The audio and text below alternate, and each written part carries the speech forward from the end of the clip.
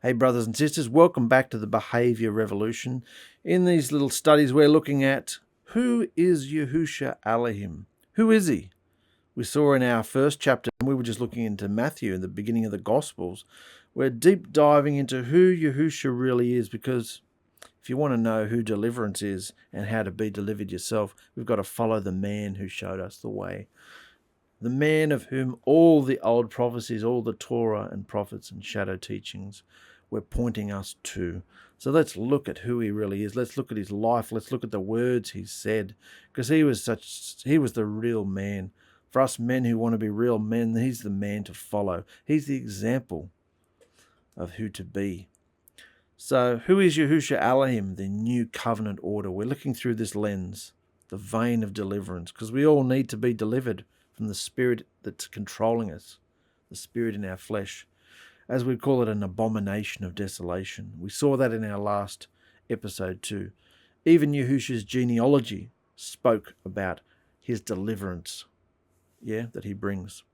Matthew began his writings by explaining who Yahusha is, the prophesied Messiah of Israel, son of David, son of Abraham. Yahusha's one-of-a-kind conception was a direct work of him ditching his old bride through a certificate of divorce and morphing into a new first fruit being, the Son of Man, divine Elohim man spoken of by Daniel the prophet.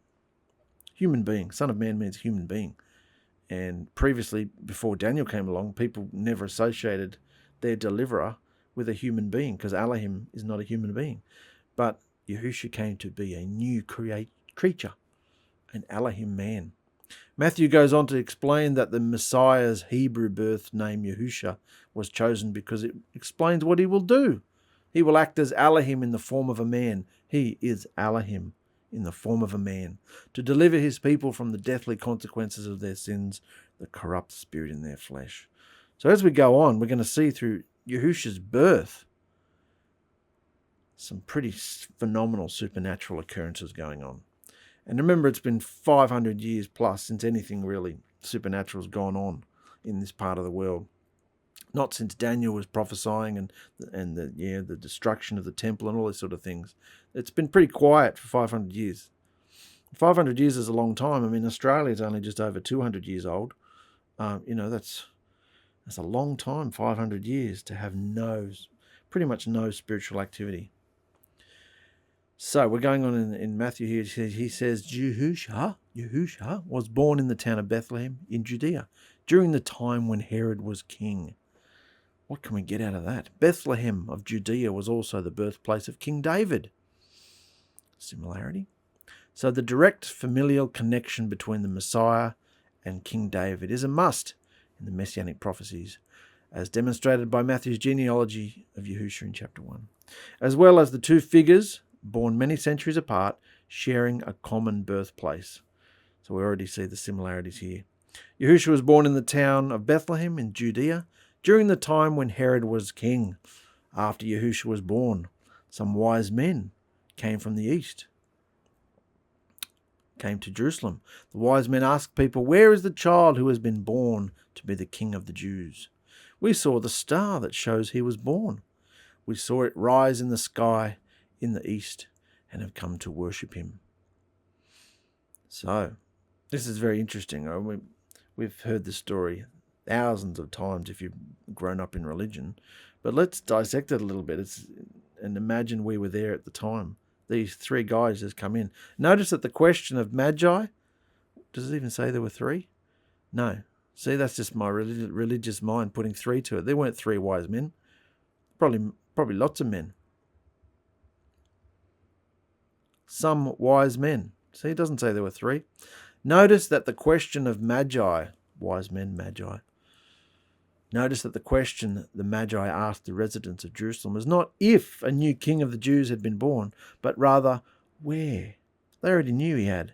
They didn't ask if, where he was born. There was no doubt in their minds that a new Judean king had been born, because a celestial sign had alerted them to it, and they fully trusted what they saw and what it meant. Oddly enough, the good people of Jerusalem, as well as Herod, were startled by the Magi's hunt for a new Jewish king. They were unaware of such an event. These are the Jews. They didn't even know about it, funnily enough. They were unaware of the hunt for a new Jewish king. They were unaware of such an event. Yet Herod understood the dire consequences of the meaning of the Magi's message, because he believed that they were not talking about yet another of the many rivals for his throne, but rather this new king would also be the Messiah. So we are left, however, with a couple of important but unanswered questions. How exactly did the Magi know that this new king of the Jews had been born? And what was it they saw in the sky that alerted them to it? Something that the very people over whom this new king was supposed to rule were completely unaware of. The Jews didn't even know about this. But these pagan stargazers expected and found. So it's something that the very people, the Jews, over whom this new king was supposed to rule, were completely unaware of, but these pagan stargazers expected and found it. What's going on? Clearly the Star of Bethlehem plays a key role in this mystery, because the Bethlehem star has mesmerized, thrilled and inspired millions and millions of religious folk over the centuries. It is definitely worth our while to explore exactly what this star might have been and where it might have come from. There are many today who mentally picture the Star of Bethlehem as a super bright object lighting up the nighttime sky that suddenly appeared and then soon faded away. So the thought by some is that the birth star of Yahusha Alihim was actually a coincidental supernova event, just a coincidence.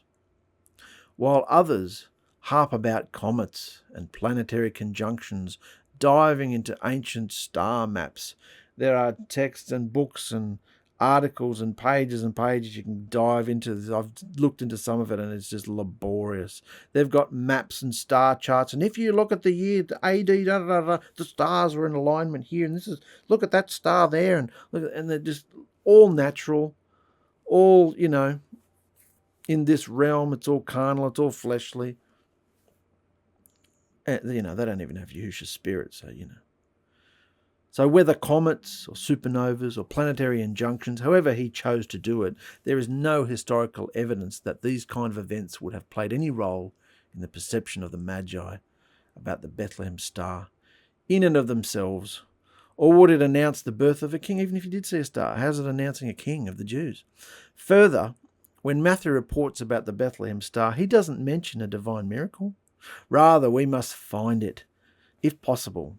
We must find is some celestial circumstance that would have conformed to the detailed and powerful astrological belief system of the Magi, not something that might just tantalize us. What was it that the Magi saw? Some spectacular happening in the skies no doubt would have caught their attention, and they would have thought deeply about it. But the sign of the birth of a king, in our case a king of the Jews, would have had to fit an already well-established set of criteria in order for the Magi to assign it that specific meaning, in order for them to leave Babylon, get on their camels, and traipse across the land over the course of a couple of years. We read in Luke's Gospel that it was not the star, this is where it gets interesting, it was not the star that illuminated the place of Yahusha's birth, but rather it was something else. Let's look at what Luke says about it, because we're looking at the Gospels, we're looking at Yahusha's life, we looked at his genealogy, now we're looking at his birth. And what does Yahusha want to say to us through his birth here? What was this? What was going on in the night sky that alerted these wise men, these Magi, to something supernatural going on? Because they were stargazers. Luke 2. In the countryside nearby were some shepherds that were spending the night in their fields, guarding their flocks, when an angel of Elohim appeared to them. An angel of Elohim appeared to them, and the Shekinah glory of Elohim shone around them. Now hang on, this Shekinah glory, we just dealt with that in Ezekiel. It left the temple. This was the Shekinah glory, the burning bush fire. This was the cloud and the fire, that followed them through they followed through the wilderness, that shot through the tabernacle, shot through the temple. Divine, supernatural fire, the Shekinah that was on the Ark of the Covenant. So think those sort of things when you hear the word Shekinah. It's actually the presence, the heaviness, the weightiness that was on Adam and Eve in the garden. That's why they felt naked when it was gone. It's his presence. That's all of what we're seeing here. So after 500 years plus of silence, who does he appear to? Shepherds. The lowliest form of occupation you could find in the world at the time. The lowliest of shepherds, he appears to them, tending their flocks, when an angel of Elohim appeared to them and the Shekinah glory of Elohim shone around them. They were terrified, understandably. But the angel said to them, "Don't be afraid, because I am here announcing to you good news that will bring great joy to all the people. This very day in the town of David, there was born for you a deliverer, who is the Messiah, Yahusha. In this town of David, Bethlehem, there was born for you a deliverer, who is Messiah, Yahusha." All spoken from this angel's mouth. Messiah, Yahusha, deliverer. Proof. So it was the divine esteem of Elohim, the Shekinah, that accompanied an angel, that illuminated the area and informed the shepherds of the birth of Yahusha Messiah, not the star. So what was the sign of how these shepherds would know which child was the long-awaited deliverer? Luke 2. Here is how you will know. You will find a baby wrapped in cloth and lying in a feeding trough. So the sign that this was the Messiah was where the baby was located, and that he'd be lying in a feeding trough in a manger. It had nothing to do with a star, and interestingly, it was not a newborn king the Jews were to be looking for, but rather their deliverer. Here's where things begin to get dicey. After visiting Herod and the Magi's being urged by him to find this newborn king of the Jews, and then to let him know right away, they continued their journey. After the wise men heard the king, they left. They saw the same star they had seen in the east, and they excitedly followed it. And the star travelled in front of them until it stopped above the place where the child was. Yahusha was 2 years old by this time. And they were so overjoyed and rejoiced seeing the star.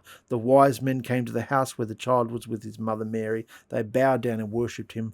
Then they opened the boxes of gifts they had brought for him, giving treasures of gold, frankincense, and myrrh. Then that night, after being warned in a dream not to go back to King Herod, the wise men went home to their own country a different way. So, in the end, what we have in Matthew regarding the Star of Bethlehem is that either it was a celestial event that signalled a momentous and calamitous event, appearing in the zodiac sign of the ram or the Aries, which is what they used to believe, which only the highly trained Magi would have recognised, a very subtle sign that occurred about every 60 years, and one that would have indeed been marked by a morning star that rises in the east and then moves its position across the sky, and then at some point appears to stop before it makes a kind of a looping turn. This is what they all say about the astrological events that go on. All that could have happened, or we have a supernatural miracle of Elohim. We don't want to talk about the supernatural control that Elohim has over the skies, do we? Remember, the birth star was not a sign that Elohim gave to the Jews, but rather it was a celestial sign meant for pagan astrologers. This is what the Magi were. They were stargazers. As Luke chapter 2 explains, the sign Elohim provided for the Jews, for the shepherds, was that they were to look in Bethlehem for a baby that was laid in a feeding trough. Would Elohim actually give pagan astrologers a sign? Any sign of the birth of a divine Jewish Messiah? Of course he would. We find Elohim interfacing with pagans on a number of occasions, and usually prophetically connected to the birth of Yahusha. Also, Yahusha spoke to pagans all the time, and to the nations all the time. So the wise men came to the house where the child was with his mother Mary. Remember, he's 2 years old by this stage.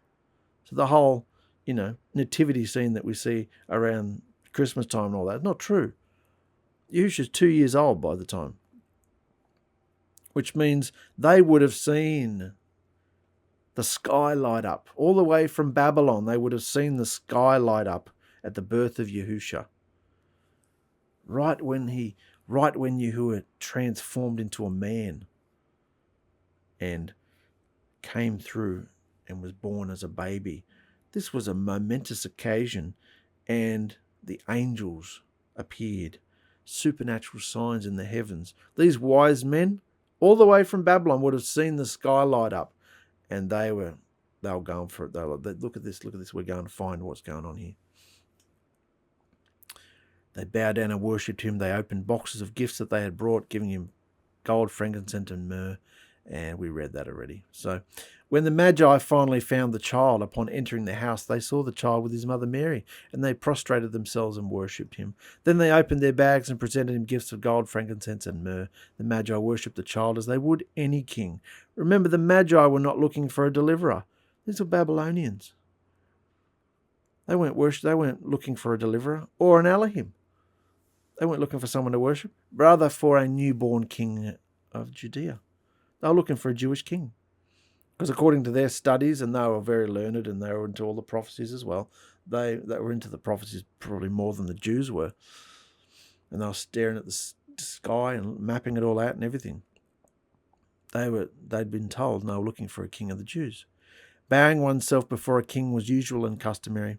Presenting expensive gifts when visiting a king was usual and customary, especially for first-time foreign visitors. So Yahushua Elohim, in his amazing providence, left his throne in heaven and perfectly timed his transition into flesh to coincide with a sign that pagan astrologers were looking for. A sign so sneaky, because he's divorced his first wife. So sneaky, he doesn't want her to know. A sign so sneaky that even the Jews, his first wife, had no knowledge of.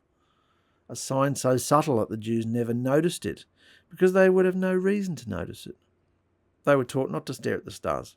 Even though they were worshipping the Mazzaroth anyway, they were taught not to. But the Babylonians had no such rules, and they were studying the hell out of the sky. He was so sneaky. The Jews didn't even notice it. But pagan Gentiles worshipped Mary's child as a king, with no understanding that he was the promised divine Messiah and deliverer. What does that say to us? The nations are already giving him more respect than what the Jews were going to give him. At the same time, Yahushua Elohim gave his people a miraculous announcement of the arrival of their Messiah as a human baby by means of an angel, and the appearance of the glorious steam of Elohim in the night sky near Bethlehem. And he also gave them a sign in order for them to positively identify this child by saying he would be the one laying in a feeding trough in Bethlehem. So Yahushua introduced himself to the world as both king and Messiah. To the pagans, he was a king, because that's what they were looking for. That these events in the sky are signaling a new king. And the Messiah to the Jews. And he did it in ways that each could identify with, and using means that each could accept, because after all, his new reign is built on the shoulders of both Jew and Gentile, because all are welcome to be delivered if they follow him, if they understand who he is, king, deliverer, and ultimately Elohim. Let's finish this up. After nearly 500 years of no supernatural events. I mean, picture that. Put yourself in the timeline. 500 years is a long time. Lots of generations. Nations can be completely overturned and be a different social, political situation. 500 years. 500 years after 500 years of no supernatural events since Babylonian exile. This cosmic divine Shekinah appearing in the sky to the shepherds was so magnificent, so bright and powerful that even the Magi in Babylon saw it.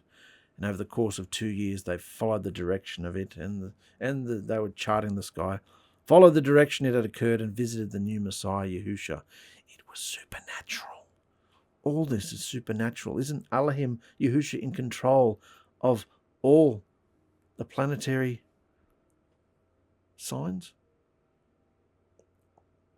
Yahuah Elohim left his divorced wife Israel, left his father image, left all his old words and covenants with the Jews, and then, in most magnificent fashion, proceeded to leave his heavenly throne and form in order to usher in something new.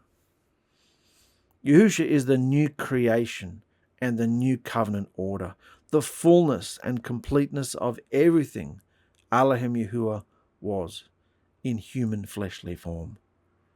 Yahuwah is gone and referred to only in the image. When you're reading the text all through the New Testament, it's imagery. You wouldn't be reading Daniel or Revelation without implying imagery, would you? Because we're not looking for a literal dragon, are we? Everything is visions, metaphors, images, parables, riddles. You've got to imply that same philosophy to everything in Scripture. Yahuwah is gone and referred to only in the image. Yahusha is Elohim, the mediator of a new covenant, spiritual reign. Can't he do anything?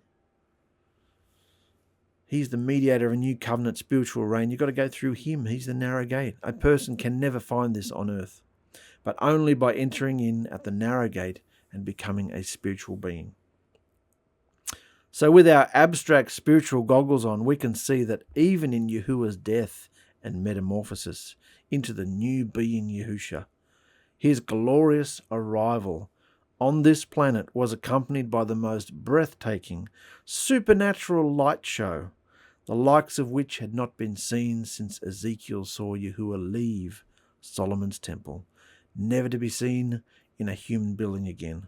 But here again, we cannot put natural onto Yahusha's arrival, for even the Star of Bethlehem points us to the supernatural vein, whereby men and women can be delivered through belief and obedience, and by undergoing Yahusha Elohim's baptism of spirit and fire in preparation for eternal life. Everything about this situation, and we're still at the very beginning of the gospel, but everything going on here is completely spiritual, completely supernatural. His genealogy was supernatural. Now his birth, his insemination of Mary was supernatural, because the father was not Joseph. Elohim's seed, Elohim's blood, infused with the egg of a woman. It's supernatural. All this is supernatural. And now his birth.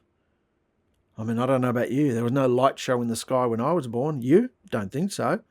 Yahusha's birth signaled, and the stars and the planets and the angels and the Shekinah glory appeared at his birth. You can imagine it. Mankind tries to replicate these things all the time. We had New Year's Eve the other night. I didn't see any of it. It's boring. But they're throwing fire into the sky, fireworks. Look at what happened here. It's phenomenal. We cannot put natural. We cannot read this naturally. That's why it's hidden. That's why Yahusha is hidden. His vein, he's hidden. Look, who is Yahusha Elohim? He's hidden. Everything that was a shadow hidden in the temple is now inside us. The new Jerusalem is slowly forming. That new creation, the new heaven and earth, the new city is forming, and we are part of it. Yahusha was the first step of the new creation. The new creation order, we are following him. Who is Yahusha? He is new. He brought a new covenant order. He brought a new vein of deliverance. You've heard it. How many times did he say this? You've heard it said. But I tell you this. You've heard that this happens. So do it like this. Behave it like this. We cannot put anything natural. We can't read the text in the natural with our natural eyes that we've had since birth. We have to have a new spiritual awakening, a baptism of spirit, so that we then have a spirit looking out of our eyes and a voice in our head, Yahusha Elohim inside us, showing us all things new. We can't look at any of this natural. Even the Star of Bethlehem points us to the supernatural vein, whereby men and women can be delivered through belief and obedience. Because if the shepherds didn't believe what they were seeing, they wouldn't have gone and been part of this amazing story and seen the newborn king. If the Magi, the wise men, weren't paying attention to the sky, they wouldn't have seen it either. They would have missed out. They believed, and they went and they sought out. Do you believe? Are you seeking out deliverance? Are you tired of what's living in your flesh? Seek him out. Ask and it will be given to you. Seek and you will find. Knock and the door will be open to you. You're knocking, but he's knocking as well. He's knocking on the door of your heart too. He wants to come in. He's more eager to come in than you are. So it's all pointing to Yahushua Elohim's baptism of spirit and fire in preparation for eternal life. That is who Yahushua Elohim is, and we're only at his birth. In our next video, it's very exciting. We're going to see what John the Baptist says about him. And that's an amazing story in itself too. All these little breadcrumbs. We thought the breadcrumbs were all through the Old Covenant, but the breadcrumbs continue. The historic timeline continues into the new. And it's much more exciting to be witnessing Yahusha, because everything supernatural surrounds this being, our bridegroom. And you've got the vein right there. You can go through that in your own time.